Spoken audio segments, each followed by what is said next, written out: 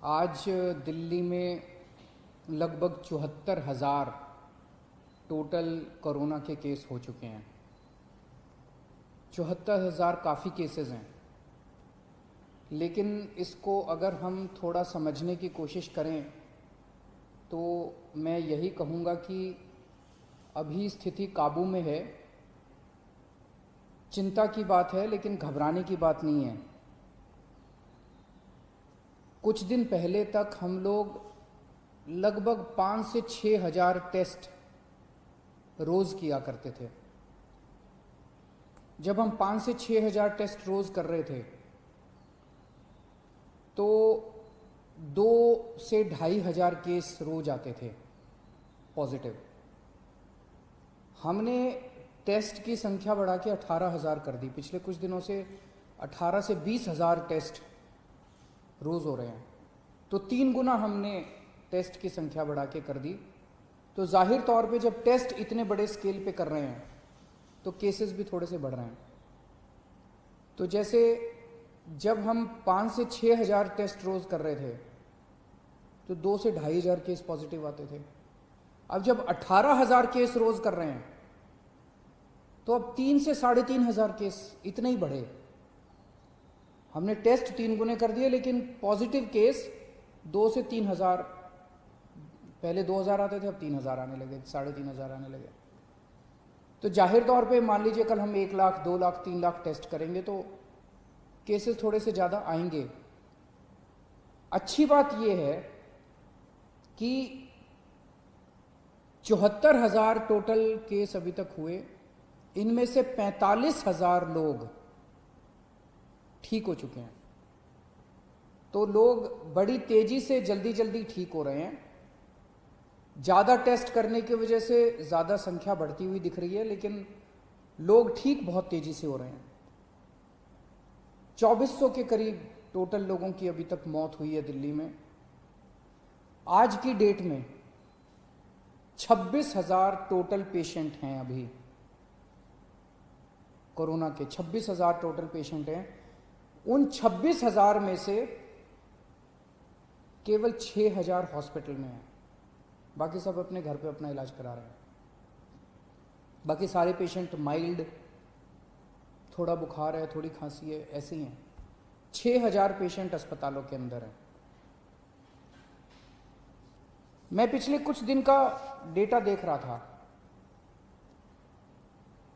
19-20 तारीख के बाद से, आज 26 तारीख हो गई ना, पिछले एक हफ्ते में टोटल बेड की संख्या, जो बेड पे पेशेंट सभी हैं, जो बेड्स ऑक्यूपाइड हैं, वो लगभग 6,000 के करीब रही है। मतलब कभी किसी दिन 6,000 है, किसी दिन 6100 बेड है, किसी दिन 6200 है, किसी दिन फिर 6100 आ जाती है, किसी दिन फिर 6150 हो जाती है। यानी कि हालांकि रोज 3-3,500 मरीज नए आ रहे हैं, लेकिन इन नए मरीजों को हॉस्पिटल के बेड्स की ज़्यादा ज़रूरत नहीं पड़ रही। इसका मतलब ये सीरियस मरीज नहीं है। दिल्ली में जितने लोगों को कोरोना हो रहा है वो माइल्ड कोरोना हो रहा है, हल्का कोरोना हो रहा है। कोरोना होता है वो ठीक हो जाते हैं, उनको अस्पताल जाने की कम लोगों को ज़रूरत पड़ रही है। और जितने लोगों को अस्पताल से छुट्टी मिल रही है, लगभग उतने ही लोगों को अस्पताल जाने की ज़रूरत पड़ रही है। तो बेड की रिक्वायरमेंट जो है अपने दिल्ली में, वो अब 6,000, पिछले एक हफ्ते से लगभग 6,000 बेड्स की ज़रूरत है। और अभी हमारे पास दिल्ली में 13,500 बेड हमने तैयार कर रखे हैं। अस्पतालों में 13,500 बेड इस टाइम अपने तैयार हैं। उसमें से 7,500 बेड खाली हैं और केवल 6,000 बेड पे पेशेंट हैं। और ये 6,000 बेड पिछले एक हफ्ते से लगातार कांस्टेंट आ रहा है। मुझे ऐसा लगता है कि आने वाले समय में अगर ज़रूरत पड़ी तो शायद हो सकता है आईसीयू के बेड की ज़रूरत पड़े। अब हमें लोगों की जान बचाने के लिए हो सकता है आईसीयू के बेड बढ़ाने पड़े। तो हम दोनों ही कर रहे हैं। हालांकि हमने आज 13,500 बेड हमारे पास है, 7,500 बेड खाली हैं, फिर भी आज हमने कैबिनेट करी थी, कैबिनेट में हमने बुराड़ी के अस्पताल में 450 बेड और बढ़ाने की परमिशन दे दी, उसका पैसा सैंक्शन कर दिया। दिल्ली के बैंक्वेट हॉल्स के अंदर, अभी आप लोगों ने अखबारों में पढ़ा होगा, मैं परसों गया था, LNJP हॉस्पिटल के सामने एक बैंक्वेट हॉल है, उस बैंक्वेट हॉल के अंदर 100 बेड का हमने इंतजाम किया है। ऐसे दिल्ली के जगह जगह बैंक्वेट हॉल्स के अंदर हम बैंक्वेट हॉल को अस्पताल के साथ जोड़ देंगे। उस बैंक्वेट हॉल में हम बेड, दिल्ली के कई सारे बैंक्वेट हॉल्स में बेड्स का इंतजाम कर रहे हैं। तो हम हाथ पे हाथ धर के नहीं बैठे। जैसा मैंने कहा, पिछले एक हफ्ते में 6000 बेड से ज़्यादा की ज़रूरत नहीं पड़ रही। आज हमारे पास 13,500 बेड है, फिर भी कल के लिए हम तैयारी कर रहे हैं, परसों के लिए तैयारी कर रहे हैं। अगर बाई चांस ज़्यादा ज़रूरत पड़ती है तो हम उसकी तैयारी कर रहे हैं। बीच में कुछ दिन ऐसे थे, जून के महीने के पहले हफ्ते में, जब थोड़ी सी पूरे दिल्ली के अंदर बेड की कमी हुई थी, मेरे पास भी खूब फ़ोन आते थे। रात रात भर मैं लोगों के फ़ोन अटेंड करता था, उनके लिए बेड का इंतज़ाम करता था, इस अस्पताल में, उस अस्पताल में। अब स्थिति कंट्रोल में है। अब काफ़ी होटलों के अंदर हमने पिछले 10 दिन में लगभग 3,500 बेड्स का इंतजाम किया होटलों के अंदर, उनको हमने अस्पतालों से अटैच कर दिया। इस वजह से बेड्स इतने बढ़ गए हैं। और अब आने वाले टाइम में बैंक्वेट हॉल में बेड्स लेंगे, बुराड़ी अस्पताल तैयार हो जाएगा, और भी कई सारे स्टेप्स उठा रहे हैं। साथ में ICU के अंदर बेड्स बढ़ा रहे हैं, GTB हॉस्पिटल में, राजीव गांधी हॉस्पिटल में और LNJP में। इन तीनों के अंदर ICU के बेड्स की बहुत बड़े स्तर के ऊपर हम मात्रा बढ़ाने जा रहे हैं, ताकि अगर सीरियस मरीजों को ज़रूरत पड़े तो उसकी हमारी तैयारी होनी चाहिए। मौत के अंदर कोरोना से लोग, अगर कोरोना, पहली बात तो भगवान करे कोरोना हो ही ना आपको, अगर कोरोना हो भी जाए तो आप सही सलामत ठीक हो जाए। कोरोना की वजह से मौत नहीं होनी चाहिए। उसे रोकने के लिए, उसे कम करने के लिए हमने 2 बहुत महत्वपूर्ण कदम उठाए हैं। एक तो है प्लाज्मा थेरेपी।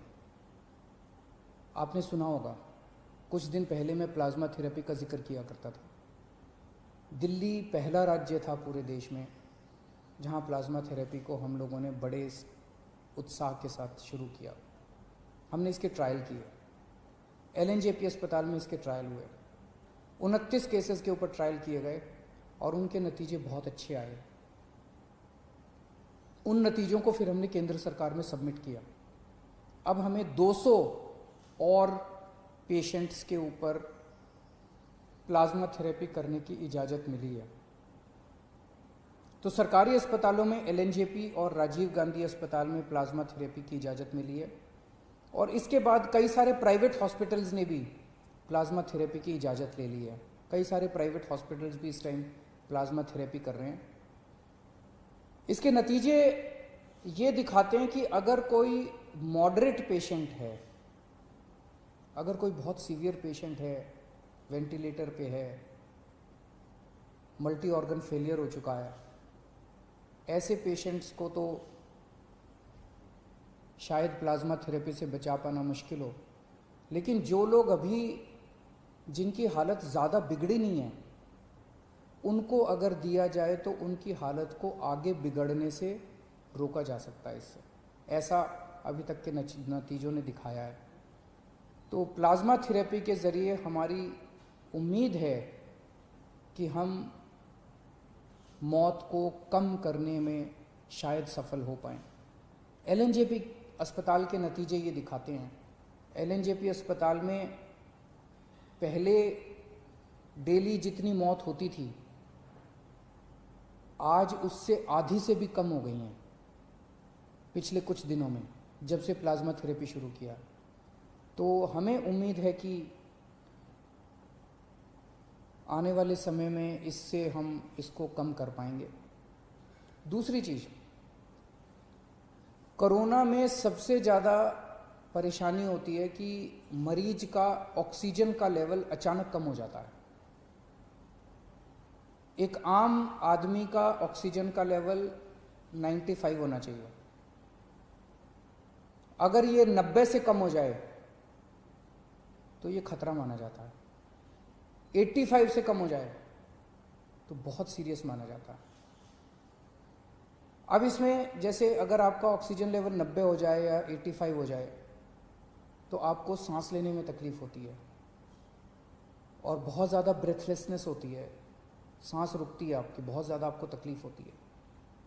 लेकिन कुछ पेशेंट्स ऐसे भी हैं इस बीमारी में जिसमें ये देखा गया कि ऑक्सीजन का लेवल बहुत कम हो गया लेकिन कोई सिम्टम्स ही नहीं है और अचानक फिर ड्रॉप हो जाता है और अचानक उसकी मौत हो जाती है। तो इसके लिए हमने एक निर्णय लिया है, निर्णय नहीं लिया, लागू कर दिया है कि जितने लोग घरों में जिनका इलाज चल रहा है, होम आइसोलेशन में हैं, माइल्ड सिम्टम वाले हैं, ए सिम्टम बिना लक्षण वाले मरीज हैं, जिनको कोरोना है लेकिन कोई लक्षण नहीं है, ऐसे सारे मरीजों के घर में हम लोगों ने ऑक्सीमीटर पहुंचा दिया है। हो सकता है कुछ एक बच्चे हों लेकिन लगभग सारे, मेरे को बताया गया कि लगभग सारे मरीजों के घर में ऑक्सीमीटर हम लोगों ने पहुंचा दिया। ये ऑक्सीमीटर आपका सुरक्षा कवच है। जिन जिन लोगों को ऑक्सीमीटर मिला है, कोशिश करके हर घंटे 2 घंटे में एक बार ऑक्सीजन नाप लेना।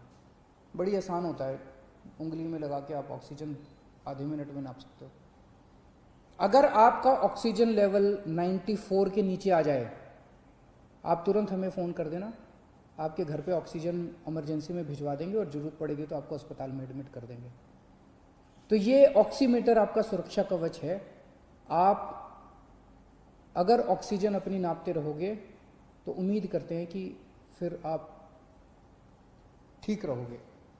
मैंने कल एक मरीज हैं जिनका घर में इलाज चल रहा है, कानन साहब, उनसे फ़ोन पे बात की थी मैंने। उनसे मैंने पूछा कि ऑक्सीमीटर मिल गया, वो उनको मिल गया, वो कह रहे हैं बहुत खुश हैं वो हज़ारों मरीज हैं जो अभी तक घर में ठीक हो चुके हैं और जिनका अभी घर में इलाज चल रहा है, उनकी भी सेफ्टी के लिए हम कदम उठा रहे हैं और जो अस्पताल में आ रहे हैं उनकी भी इलाज के लिए कदम उठा रहे हैं। तो जो लोग बीमार हैं, भगवान से प्रार्थना करता हूँ जल्दी स्वस्थ हों, और जो लोग बीमार नहीं हैं, भगवान से प्रार्थना करता हूँ कि उनको कोरोना बिल्कुल ना हो।